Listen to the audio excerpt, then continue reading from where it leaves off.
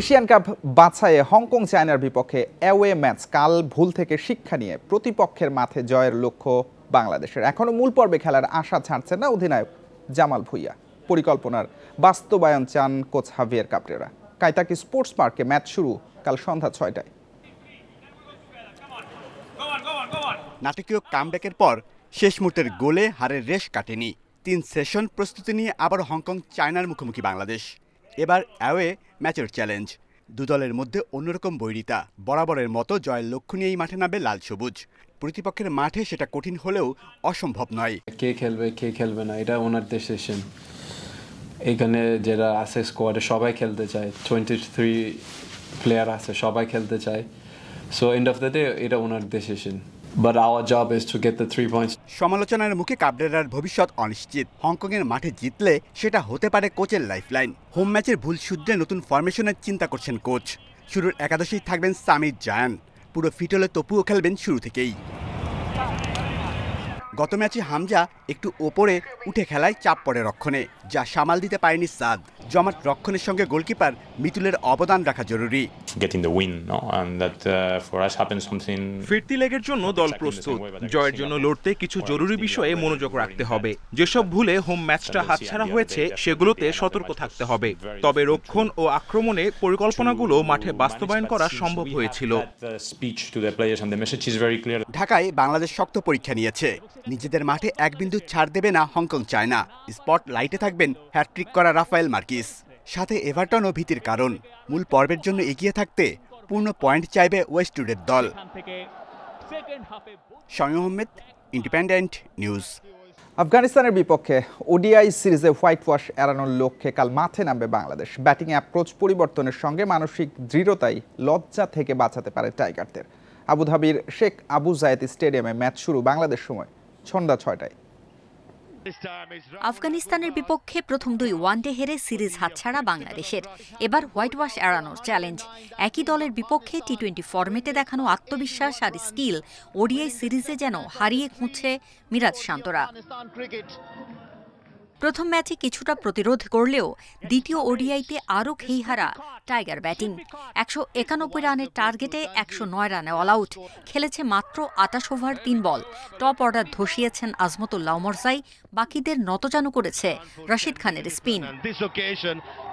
হেরে যাওয়া 2 ম্যাচেই ব্যাটিং ধসের আক্ষেপ টাইগারদের। বোলিংয়ে তানজিম, মিরাজ, রিশাদরা যথেষ্ট চাপে ফেলে আফগানদের ইনিংস। ইব্রাহিম জাদরানের ব্যাটেই 190 রানের পুঁজি পায়। 200-র নিচের টার্গেটও তাড়া করতে ব্যর্থ টাইগাররা। ইনফর্ম জাদরান, ওমরজাইকে নিয়ে বিশেষ প্রস্তুতি আর রশিদ খানের স্পেল অ্যানালাইসিস করে নামা জরুরি। শেষ ম্যাচে টাইগার একাদশে জাকের আলীর পরিবর্তে খেলতে পারেন শামীম পাটোয়ারি। বোলিংয়ে তানজিম সাকিবের জায়গায় নাহিদ রানার থাকার সম্ভাবনা জোরালো।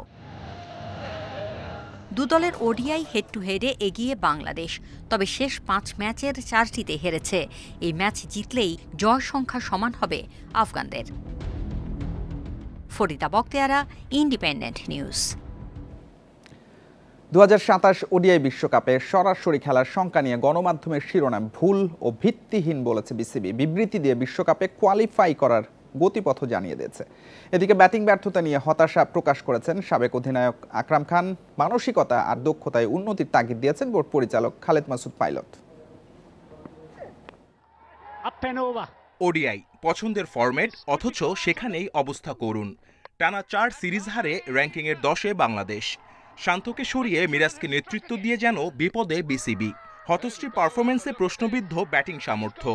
ব্যাটসম্যানের দায়িত্বটা কিন্তু বুঝতে হবে যে আমরা কিন্তু we expend lot of money. এই যে ন্যাশনাল টিমের জন্য যে এত টাকা খরচ করি প্রত্যেক মাসে, যে এত আমরা কি আমরা তো কোনো কিছু পাচ্ছি না। আমাদের এই ব্যাটসম্যানরা কিন্তু লম্বা ইনিংস খেলছে না। আর যতদিন খেলতে পারবো না আপনার ভালো কিন্তু করার সম্ভাবনা অনেক কম। সবশেষ 11 ওডিআইতে 10 হার। বিশ্বকাপে সরাসরি খেলা নিয়েও ভাবতে হচ্ছে এখন। বাছাইয়ে খেলার শঙ্কা গণমাধ্যমের শিরোনামে। বিসিবিকে বিবৃতি দিয়ে ব্যাখ্যা দিতে হচ্ছে। বিশ্বকাপে কোয়ালিফাই করার ডেডলাইন 2026 সালের নভেম্বর পর্যন্ত। এই সময়ে বাংলাদেশ দল আরও 24টি ওডিআই ম্যাচ খেলবে। সামনে উইন্ডিজকে ঘরের মাঠে হোয়াইট ওয়াশ করলে র্যাঙ্কিংয়ে উন্নতির সুযোগ আছে। এরপর আরও 6টি ওডিআই সিরিজ খেলবে বাংলাদেশ, সবই আইসিসি এফটিপির অংশ। র্যাঙ্কিংয়ের সেরা 9 থাকলেই সরাসরি বিশ্বকাপে খেলার সুযোগ মিলবে। ওডিআইতে কিছুদিন আগেও পরাশক্তিদের সঙ্গে সিরিজ জিতত বাংলাদেশ। এখন নিচের সারির দলের কাছে হারতে হয়। হঠাৎ কেন এই অবনতি? ব্যাটসম্যানদের নিজস্ব দায়িত্ব আছে এবং বাংলাদেশে আপনার অনেক ঘন ঘন ক্যাপ্টেন্সি চেঞ্জ হয়, এটা একটা খুব বিরাট সমস্যা। এটা সবাই প্রেশারে থেকে এই জিনিসটা করা হয়, বাট আমার মনে হয় যে আপনি এত তাড়াতাড়ি ক্যাপ্টেন্সি মূল্যায়ন করাটা ঠিক হবে না। কোন সময় কোন বলটা আমি খেলবো, কোন সময়টা খেলবো না, এটা ইম্পর্টেন্ট। এটা হচ্ছে আপনাকে মানে একদম মাঠের মধ্যে ডিসিশন নিতে হবে। তো আমি মনে করি আমাদের কিছু ব্যাট সিলেকশন আছে ব্যাটসম্যানদের, সেই ব্যাট সিলেকশনের শেষটা গোটা টিমের উপরে পড়ছে। পঞ্চপাণ্ডব পরবর্তী সময়ে ব্যাটিং নিয়ে ভুগতে হচ্ছে বাংলাদেশকে। তানজিদ, হৃদয়, জাকেরদের মধ্যে ঘাটতি অনেক। পুরনো ভুলেই আটকে যাচ্ছেন বারবার। স্কিলের সঙ্গে অ্যাপ্রোচে পরিবর্তনের তাগিদ সাবেকদের। Kamrul Hasnat, independent news, Dhaka.